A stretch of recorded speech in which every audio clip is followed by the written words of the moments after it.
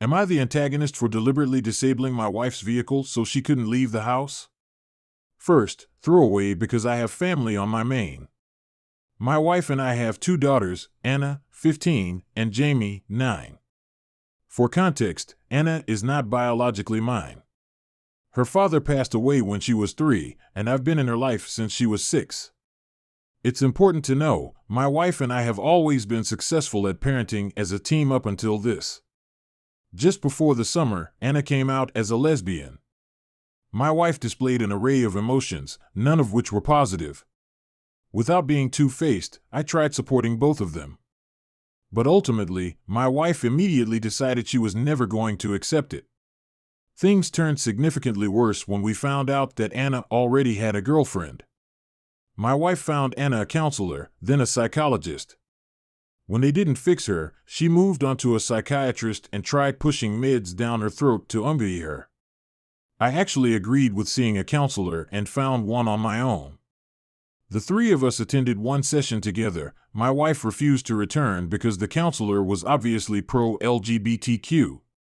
At the therapist's recommendation, I met Anna's girlfriend and even took them out to eat. Then I let them go on dates alone. Wife didn't know.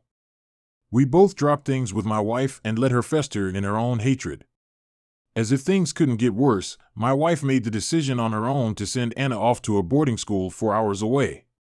That contributed to a nasty fight. When Anna was told, she broke down sobbing and said she made a mistake coming out. I told my wife she wasn't going to do this to Anna, but she was adamant. The school required an in-person meeting before finalizing her enrollment. The night before the appointment, I caught Anna trying to run away, to which I promised her she wouldn't be going. Again, my wife and I had it out. What I did next, after my wife fell asleep, I pulled a few fuses under the hood of her vehicle, causing it to crank but not turn over. This, of course, caused her to miss the appointment. I later lied and said something was broken. Her car sat for 8 days while I waited on the part that was never coming. Her brother stopped by the house and ended up taking a look. He found the missing fuses, and immediately she knew what I did. Now that her car was operational, she called to reschedule, but was informed the deadline to enroll had passed. What occurred after, I'll say I can forgive but not forget. She accused me of making Anna gay, claiming I treat both girls like men. She then stated I have no say in any decisions going forward since I'm not Anna's father and I have no idea what it's like having a child come out as gay. I brought up the fact the tuition at the boarding school was very costly. Since it's our money, I should absolutely have a say. She accused me of controlling and manipulating her because of what I did with the car. She took the keys from me, told me I failed as a husband and a father. It's been 3 days, and she hasn't uttered a word to me, and I feel bad for what I did. Please adopt Anna if you can. You have no reason to feel bad. You are the hero Anna needs. Your wife is terrible, and you should actively look for a decent divorce attorney and start the separation process. I wish there were more parents out there like you. So many kids need a hero like you. Am I the antagonist for lying to my friend's family about where she was so she could leave the country? This just happened, and my own parents just found out and are very angry with me. My friend, college friend, got married 2 years ago, and 6 months ago, she found her husband in a compromising position with another man. The truth came out that he only married her to have kids and to save face because in my culture same-sex relationships are taboo. He used her. She filed for divorce and moved back home. Even though she told her family what happened, while they were upset, in our culture females are blamed for nearly everything wrong in a marriage, and this case was no different. Also, because arranged marriages are the norm, and she came from an ultra-conservative family, they decided to find another match for her. Here's where things get icky. Because she was used now in their eyes, they started looking for a man 10 times her senior, and that is exactly what they find. He was divorced 3 times, had 4 kids who lived with him, and was 13 years her senior. She didn't get a say. She begged them not to do this. Her parents didn't listen to her. They got her engaged last week, and she was at my house crying yesterday. Now I'm a little impulsive and I have some savings. My friend also has a U.S. visa, valid for 3 more years. I have some friends there who are in HR in good companies. I told her that if she was willing, I'd get her a ticket and she can leave the country. It's a huge step for us girls in our country, but she didn't want to get married to a man like that after not even having recovered from her previous trauma. I talked my friend into the whole idea, and she went home to sneak her passport out of her dad's cupboard. I got her a ticket and gave her the rest of my money in cash and some she got from selling all her gold, and dropped her off at the airport. Her flight was in 6 hours. She was still at the airport when her parents showed up panicking, asking where she was. I lied about knowing, and they're having a breakdown right now. I just want her safely out of the country before I say anything. My friend just got on her flight and she was on the phone with me when my parents overheard. They're pissed off at me for lying to her parents and tell me this was none of my business. Now, they're calling her parents to tell her she's not dead in a ditch somewhere, but has run away. I don't know what's going to happen. They demanded where she is, and I'm refusing to tell. My entire family thinks I'm the AH, but I don't. Update: so, I got a few messages and comments about the highlighted with a man part, and I was accused of homophobia. I need to clarify. The ex-husband was severely homophobic, to the point of making all of us friend uncomfortable. He'd bring it up in conversation randomly. So to find out he was gay all along was a shocker. The kind of things he said were insanely grotesque. You are not even close to being the antagonist. You have saved your friend. Furthermore, you did a fantastic job getting her out, and in my opinion you should look at getting out too. Make sure your friend knows about some women's support groups that could help her get her in a better position. Her family will most likely not stop looking for her, so make sure you keep providing her support and keep her safe. Am I the antagonist for making my coworker look bad for being late? So there have been a couple of incidents lately that have led my coworker, Jen, to become very angry with me. For background, we are both scheduled to start work at 8 o'clock every day. I usually get there between 7:30 to 7:45. Jen typically gets in at 8:30 or later. I have never complained about her getting in late or tried to draw attention to it. It doesn't affect my job, it's not my business, and I don't care. The first incident was on a day that I was running late. I was only running 5 minutes or so late, but I texted my coworkers to let them know because the last time I was 5 minutes late, I received 6 phone calls asking where I was before I got to work because people are used to be getting there early. Throughout the day, Jen made several jokes about how lazy I was for being late. Then, when we were in the elevator together leaving for work, she said in a rather sharp tone, "You know, when you make a big show of telling everyone you're going to be late when it's only 5 minutes, it's pretty obvious that you're just trying to show everyone else up. You're not going to make any friends with that teacher's pet act, FYI." I just kind of brushed it off and hadn't thought of it again until today. Today is the 3rd day since the secure access cards we use to get into our office have been on the fritz. I got to work at 7:30 only to find that my secure access card wouldn't work.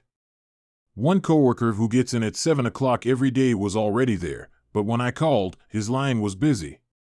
So I just waited for whoever came in next. That turned out to be my and Jen's boss at 8:30. He asked why I was in the parking lot, and I explained about my card and the other coworker's line being busy. He asked why Jen hadn't let me in, and I just said I hadn't seen her that morning. Furthermore, he let me in, and I thought that was the end of it. Nope. At 9:30, Jen comes into my office crying and closes the door before tearing into me about how I embarrassed her and got her written up by telling our boss she was late. I didn't see anything I did as wrong, but Jen's position is that I am a brown-nosing little suck-up bitch who orchestrated both of these situations to make her look bad for being late. Should I have handled one or both of these differently? Jen is making herself look bad. That comment in the elevator is just ridiculous. The expected thing to do in a workplace is to give some notice if you are running late. It helps others adjust their plans for the days and start work accordingly. Jen got what's coming to her, and you handled everything super professionally. Well done. Am I the antagonist for not showing up to my own engagement after finding out my boyfriend was planning to propose? I, 28 female, have known for a while that BF, 38M, was going to propose. We've been talking about marriage, rings, etc. for a while. I didn't know when or where, but I thought I knew the how. This is because I've made it clear that I would absolutely hate a public proposal. The very idea gives me hives and makes me queasy with anxiety. It's a personal preference/comfort zone thing, and not an opinion on other people's proposals. There have been a few times when I thought he was going to ask, but I was wrong each time, wasn't too disappointed because I knew it'd come eventually. The night of the conflict was my birthday last week. We were going out to celebrate, and he'd even given me my gift early to wear to dinner, since it was the first time we'd be going out for my birthday since pre-COVID. We were meant to meet at the restaurant, but my dad called before I left, asking if our big announcement tonight was baby-related, and if so he'd like to congratulate me in advance in case he didn't make it due to a travel delay. A few minutes into the call, I put two and two together, and immediately called my best friend, who reluctantly confirmed my fears. She hadn't wanted to spoil BF's surprise, but she also tried her best to convince him to scale it down because she knew I wouldn't like what he'd planned. At this point, I was very late and my BF had been texting, saying that I was going to make us lose our reservation. I called him and asked directly if he was planning a public proposal. He couldn't deny it, and after he told me he'd reserved the entire restaurant for 75 people, I told him that this wasn't what I wanted and that I'd be happy to attend, but only if he promised not to do it in front of everyone there. He said he'd told some people, and that word got around, and they were now expecting a proposal, so he was going to do it, otherwise we would have wasted everyone's time and money coordinating and getting them down there. I said that if he insisted on doing this in a way which made me uncomfortable, I wouldn't be coming at all. I hung up at that point and stopped answering because I was hurt. He's livid, and we've been fighting all week because I embarrassed him in front of our friends and family by not showing up. He says I'm making a big deal of it when we both know I would have said yes, and that I'm being ungrateful because any other woman would kill for a BF who would go through the trouble to make a grand gesture. While I agree that I had every intention of saying yes when I knew it was coming, I don't like being put on the spot or being made to feel obligated to say yes because of an audience. He said he won't consider proposing again until I apologize for embarrassing him and promise to chill out about my preferences in the future. I don't feel like I should because he knew I would have preferred something more intimate and romantic. Your boyfriend is so in the wrong here. He knows you were not comfortable with a public proposal, and yet he planned it anyway. And then he has the nerve to be angry at you for not showing up? This is a serious red flag, and I think now is a great time to reevaluate your relationship. This is a man who isn't listening and respecting you. Am I the antagonist for not wanting my husband to poop in our bathroom? Not a marriage ender, but definitely an annoying issue. So my husband likes to poop in our bathroom, and he usually poops right in the morning and right before bed. He only wants to poop in our bathroom, he likes it better. It's roomier, has big windows, etc. The problem is the times when he goes to poop are times when I also need to use the bathroom. We have the same sleep schedule, so right in the morning and before bed I need to brush my teeth and get dressed, etc. I need the bathroom. We have another bathroom and I want him to poop in there. He thinks I should just wait till he's done pooping, but then our bathroom stinks for like 10 minutes. I don't want to smell his poop stink while I brush my teeth or sit on a warm toilet seat. Am I the antagonist for wanting him to poop in our other bathroom? Update: I have about 30 products I need to use every morning. There is no room for my stuff in the other bathroom. It only has a small cabinet and the sink is only a basin, no counter. So I'd have to carry my stuff over every morning and set everything on the floor so he could have a window while he poops. I thought it was a marriage rule that the person who has to poop goes to the other bathroom. That's the whole reason people choose to live in two-bathroom homes. Am I the antagonist for refusing to pay for my two younger siblings' plane tickets? I am going on family vacation with my husband and daughter, as well as my side of the family. This includes my two younger siblings. The first one we'll call Abigail, 24, and the other we'll call Lauren, 22. I have a great job, and so do my husband, so we said we could pay for our flight tickets and accommodations. My mom then told me that I should pay for my sister's tickets as well, as she didn't have the money to cover it. I told her that if she was going to plan a family vacation, she should make sure that she has the money for it, and that I didn't understand why she was making me pay for my siblings' tickets when I already did so last year.